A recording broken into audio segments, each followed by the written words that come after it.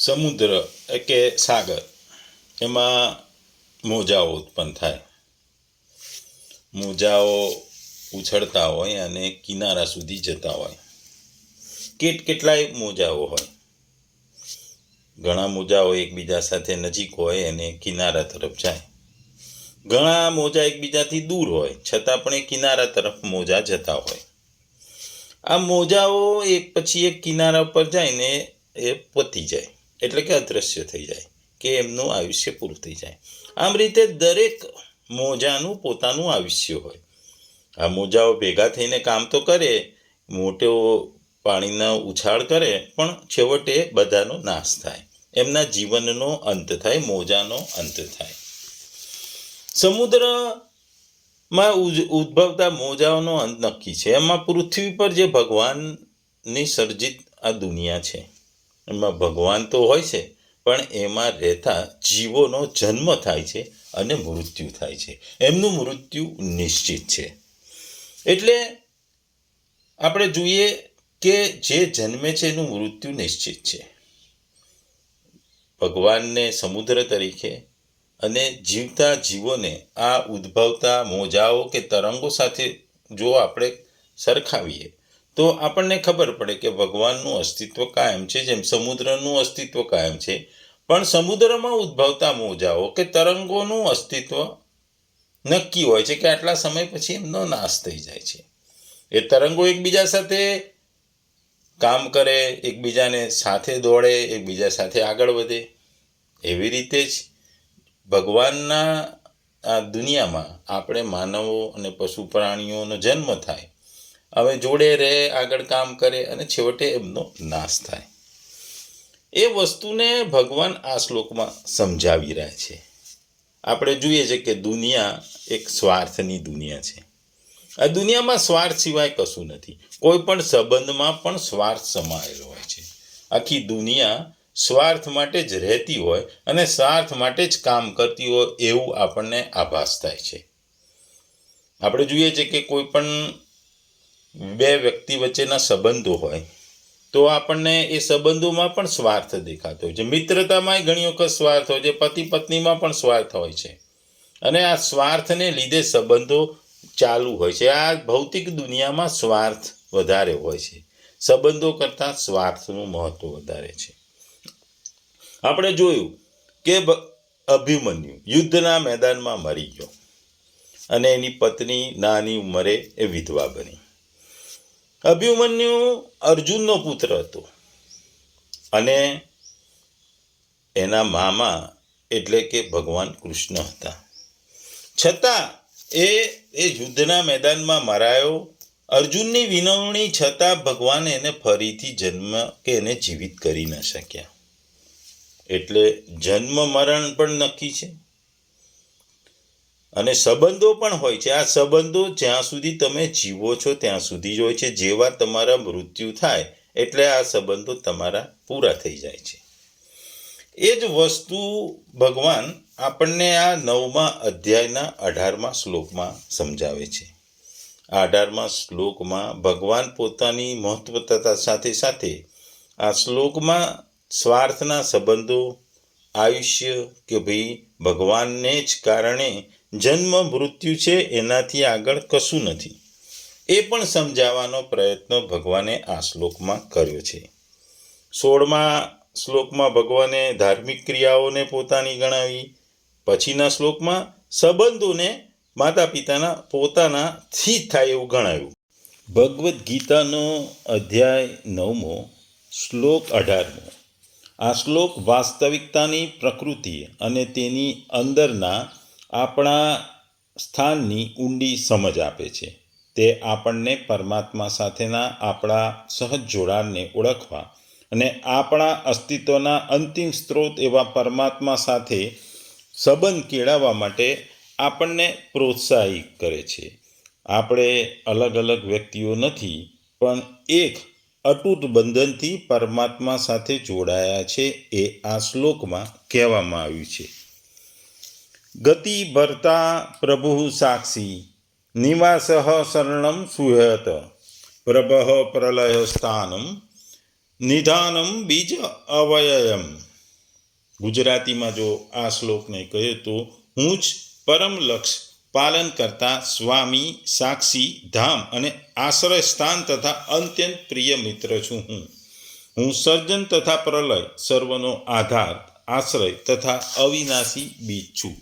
બીજા શબ્દોમાં કહીએ તો પરમ પદ સ્વરૂપ પરમ ગતિ ભરણ પોષણ કરનારા સૌના સ્વામી શુભ અશુભને જોનાર સૌનું રહેઠાણ શરણ લેવા યોગ્ય પ્રત્યુપકાર ઈચ્છા વિના હિત કરનાર સૌની ઉત્પત્તિ પ્રલયનો હેતુ સ્થિતિનો આધાર નિધાન તેમજ અવિનાશી કારણ પણ હું છું. ટૂંકમાં આ શ્લોક ભગવાન આપણને કહે છે કે પરમાત્માની સર્વોચ્ચ સ્થિતિ છે. પરમાત્મા સર્વોચ્ચ છે. અહીં કૃષ્ણ તરીકે મૂર્તિમાન છે તે વ્યક્તિગત આત્મા એટલે કે આપણો જીવ અને પરમાત્મા વચ્ચેના સંબંધને સમજાવવા માટે દોરા અને મોતીના સામ્યતાનો ઉપયોગ કરે છે. દિવ્ય તરીકે દોરો દૈવિક સર્વવ્યાપક ચેતનાનું પ્રતિનિધિત્વ કરે છે જે તમામ જીવોને જોડે છે અને ટકાવી રહે છે. આત્માઓ તરીકે મોતી વ્યક્તિગત આત્માનું પ્રતીક છે જે મોટે ભાગે અલગ અલગ પરંતુ આંતરિક રીતે એકબીજા જોડે એ દોરાથી જોડાયેલા હોય છે. પરમાત્માના નિવાસસ્થાન તરીકે ભગવાન તમામ જીવો પરમાત્માની અંદર રહે છે જે તમામ જીવોના ભગવાન છે જે દરેક જીવના હૃદયમાં પણ વાસ કરે છે. અહીં બધા જીવો એકબીજા સાથે જોડાયેલા છે. અલગ સંસ્થાઓ નથી, અલગ છે નહીં. પરમાત્મા માત્ર દૂરના સર્જક નથી પરંતુ દરેક અસ્તિત્વમાં ઘનિષ્ઠ રીતે હાજર છે. પરમાત્મા એ સર્વ અસ્તિત્વનો અંતિમ સ્ત્રોત અને આધાર છે. આ શ્લોક વાસ્તવિકતાની પ્રકૃતિ અને તેની અંદર આપણા સ્થાનની ઊંડી સમજ આપે છે. અહીં ભગવાને જુદા જુદા 12 શબ્દોનો પ્રયોગ કર્યો છે. આ 12 શબ્દો દ્વારા ભગવાન આપણને એમની શક્તિ અને એમની જે સામર્થ્યતા છે કે પરમાત્મા શ્રેષ્ઠ છે એની વાત કરે છે. ભગવાન આપણે જાણીએ છીએ કે ભગવાન સૃષ્ટિના સર્જક છે. આપણે બધા એમના શરણે છે, એમને આધારિત છે. આપણો જન્મ થાય છે પછી આપણું મૃત્યુ નિશ્ચિત હોય છે. આપણે મૃત્યુ પામીએ છીએ ત્યારે આપણા શરીરનો ત્યાગ થાય છે. આત્માનો ત્યાગ થતો નથી. આત્મા એક શરીરમાંથી બીજા શરીરમાં જાય છે. એટલે શરીર બદલાયા કરે છે, આત્મા તો એનો એ જ રહે છે.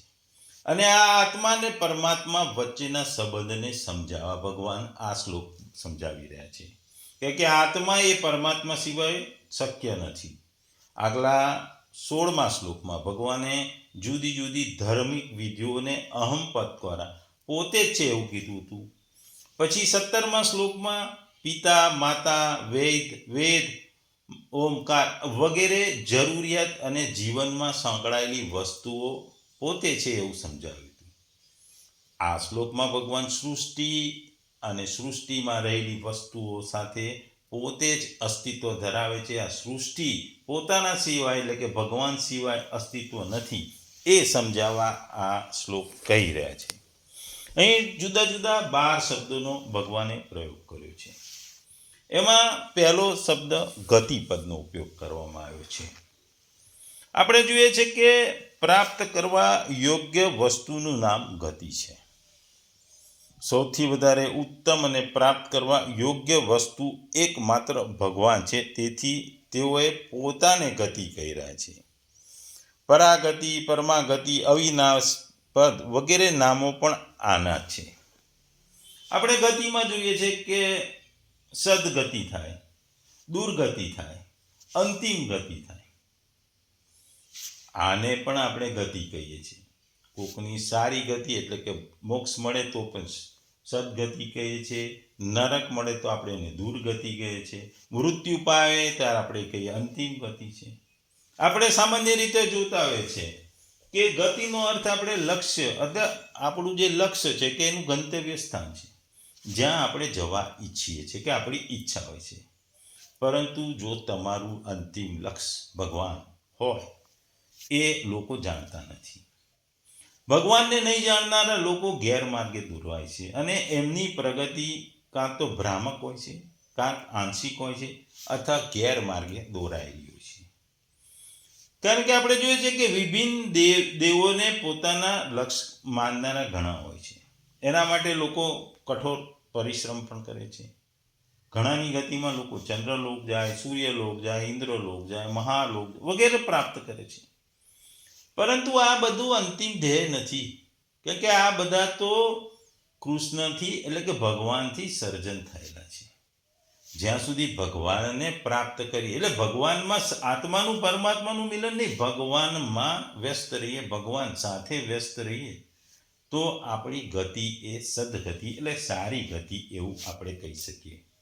સામાન્ય રીતે દરેકની ઈચ્છાઓ અલગ હોય, મહેચ્છાઓ અલગ હોય, પણ ભગવાન પ્રાપ્તિ, ભગવત પ્રાપ્તિની જે આપણે વાત કરીએ છીએ, પરમાત્માની પ્રાપ્તિ એ જ ઘણી ગતિ છે અને એ જ ગતિ આપણી જરૂરી છે. એ ગતિ આપણા દિલથી એટલે કે આપણા હૃદયથી હોય છે, આપણી ઈચ્છાઓથી નથી હોતું. કે આપણે જાણીએ છીએ કે ભગવાન સર્વોપરી છે એટલે આપણે એમને મળવું જોઈએ, આપણે એમનો સાથે રહેવું જોઈએ, આપણે એમને પામવાનો પ્રયત્ન કરવો જોઈએ, આપણે એમની જોડે વર્તવું જોઈએ, આપણે એમને ભક્તિ કરવી જોઈએ. એટલે ગતિ એ મહત્વની વસ્તુ છે. પ્રાણીઓમાં સર્વોપરી પ્રાપ્ત તત્વ એટલે ગતિ છે અને ગતિનું સ્વરૂપ પણ ભગવાન કહે છે હું છું, હું પોતે જ આ ગતિનો સર્જક છું, ગતિનું સ્વરૂપ પણ હું છું એવું ભગવાન કહે છે.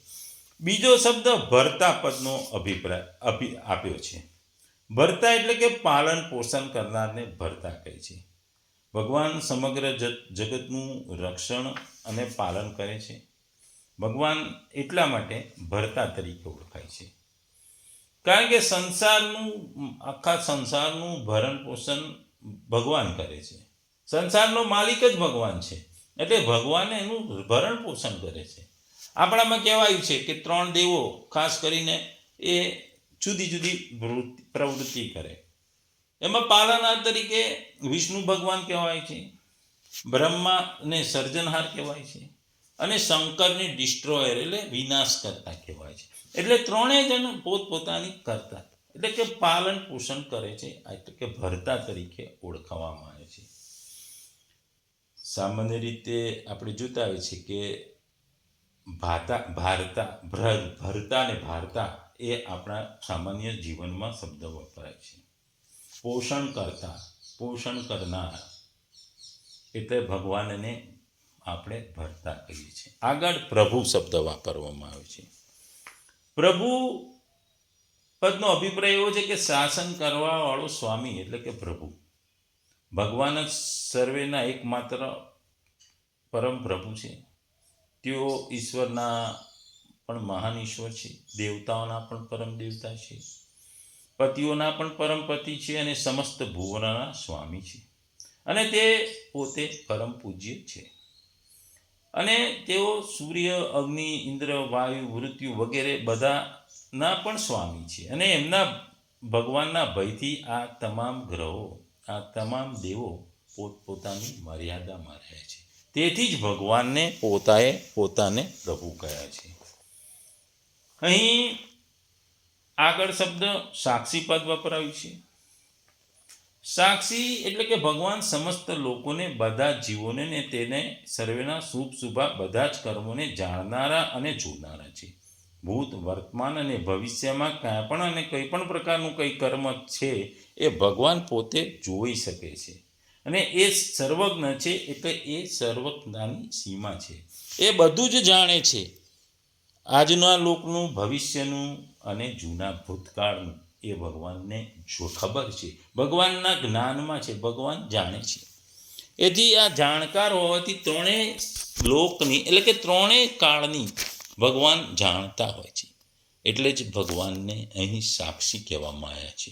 સાક્ષી છે કે એ 3 લોકના, કારણ કે ભગવાનનું મૃત્યુ નથી થતું એટલે ભગવાન ભૂતકાળ, વર્તમાન અને ભવિષ્યના સાક્ષી છે કારણ કે એ સર્વકાળમાં સર્વેને સારી રીતે જાણવાવાળા છે. એ સર્વકાળમાં સર્વેને સારી રીતે જાણે છે એટલે જ ભગવાન સાક્ષી છે. એટલે ગતિ, પ્રભુ અને સાક્ષી ભગવાન પોતે જ છે. ભગવાનને પામવાની ગતિ ભગવાનની ગતિ એટલે ટૂંકમાં